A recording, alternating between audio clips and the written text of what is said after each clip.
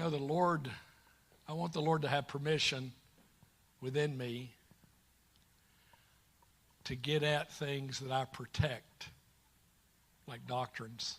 Self, really, but self is at the heart of things. But I give him permission to empty me of those things that are truly good sounding doctrines. That could be sound doctrine the way we view it. It's more like good sounding doctrines, not so much sound doctrine, don't you guys think? In American culture, it's more of a good sounding doctrine than it ever was sound doctrine. That's true in Western culture Christianity, by and large. That sounds negative, but it's absolutely a positive statement of our condition. It's our condition. And, you know, we can cover that over, or we can be honest and recognize it about ourselves. So we're going to look then at the book of Job, and beginning with chapter 1.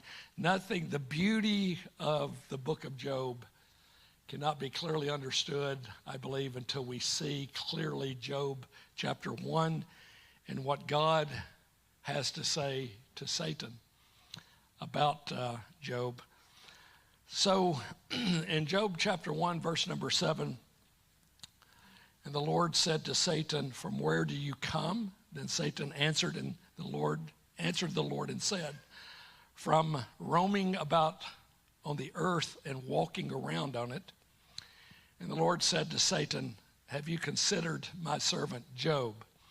For there is no one like him on the earth." Now that, I know we've read that many times. I want us to see clearly that everything that's going to follow is because of this truth.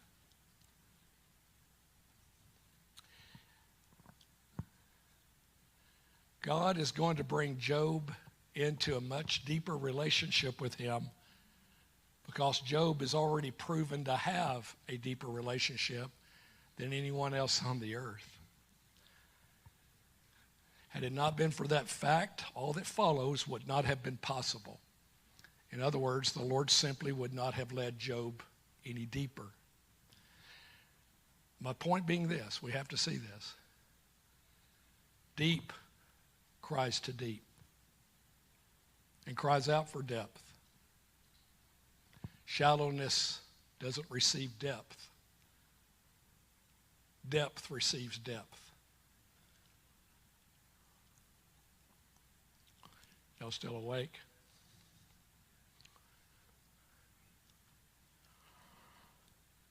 So God makes it very clear. Now, understand shallowness in the context here. Shallowness is everything going good.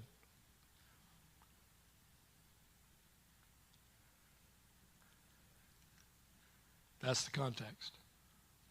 Shallowness is the blessing of the Lord upon Job and his family. That's the context.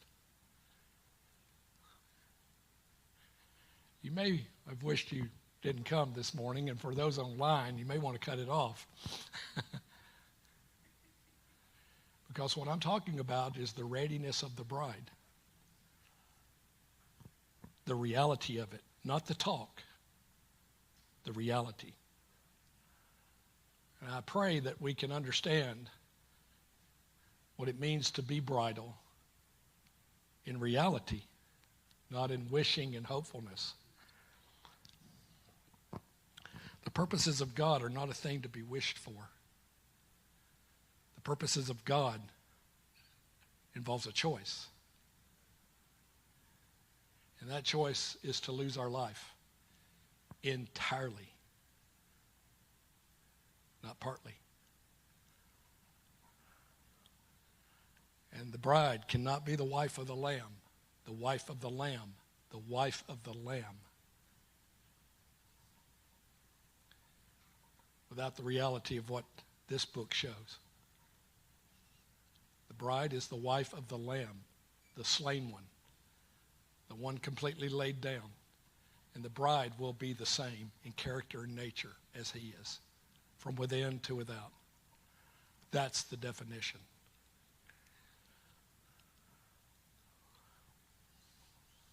And so the process is there's no one like him. Therefore, I'm going to take Job on an unexpected journey.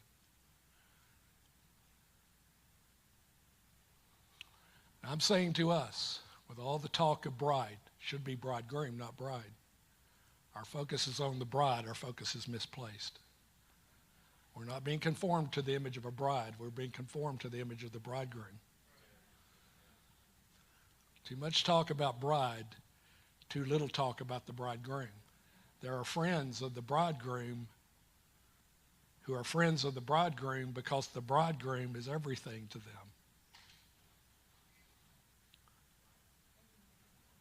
Amen. Their talk is not so much about the bride as it is about the bridegroom. Amen. Is that helpful? We're entering into a time where the bride language is just that, a language again. Like everything else, it only takes a matter of time. And that's right, Ryan, before it all becomes a language. And we can pass the language around across the nations, and it's worthless, useless. God sees through the whole thing. It's more than talk. The destiny that God has for his bride is not a matter of talk. It's not a matter of something she's to wish for and try to attain to. It is a choice that demands the cost involved. It must be entered into understanding the cost. Right? The Lord, this is so trite. It's so familiar.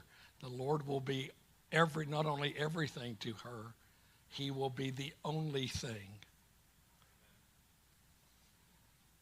The Lord will have stripped her of everything, especially of herself.